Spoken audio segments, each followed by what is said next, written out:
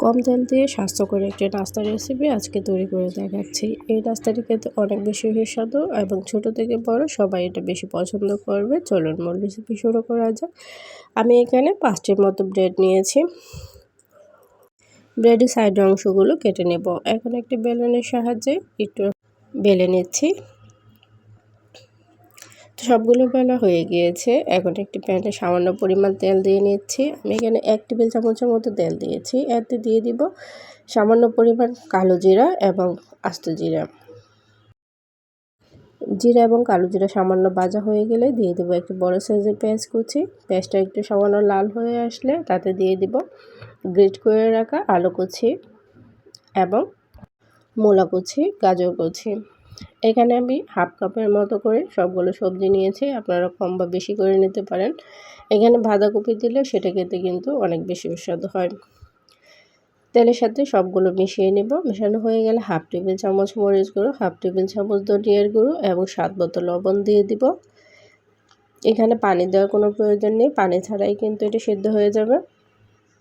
5 মিনিটের মতো সেদ্ধ করার পর 1 টেবিল চামচের মতো কর্নফ্লাওয়ার সামান্য পানি দিয়ে গুলিয়ে নিয়েছি। এতে করে এটা আঠালো ভাব চলে আসে।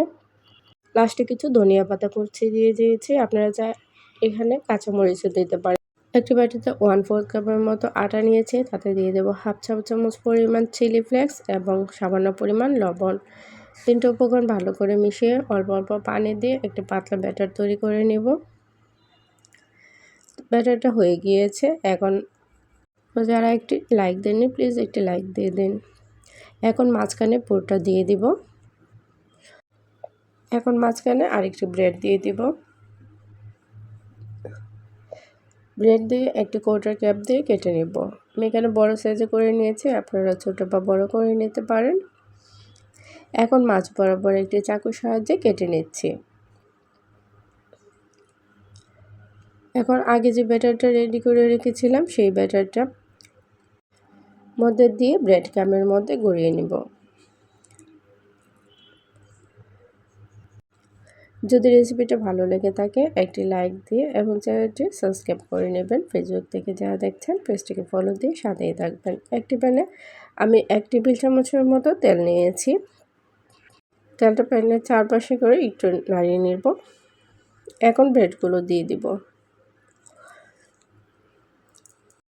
আপনারা চাইলে কিন্তু এটা ডুবো তেলও ভেজে নিতে পারেন, কিন্তু আমার কাছে এটা হেলদি মনে হয়েছে তাই আমি এভাবেই করে নিচ্ছি। আর এটা বাচ্চারা কিন্তু অনেক বেশি পছন্দ করবে। বাচ্চাদের স্বাস্থ্যের কথা চিন্তা করে অল্প তেলে কিন্তু এটা বানিয়ে নিতে পারেন। বাচ্চাদের টিফিনের জন্য কিন্তু এটা একটা বেস্ট রেসিপি। আপনারা একবার হলেও ট্রাই করতে পারেন, আশা করি ভালো লাগবে। তো আমি 3 থেকে 4 মিনিটের মতো ভেজে নিয়েছি। ভেজে নেওয়া হয়ে গেলে একটু উঠিয়ে নিব। এভাবে করে সবগুলো ভেজে নিব। তো নাস্তাটি হয়ে গিয়েছে। ভিডিওটি দেখার জন্য সবাইকে অসংখ্য ধন্যবাদ। আল্লাহ হাফেজ।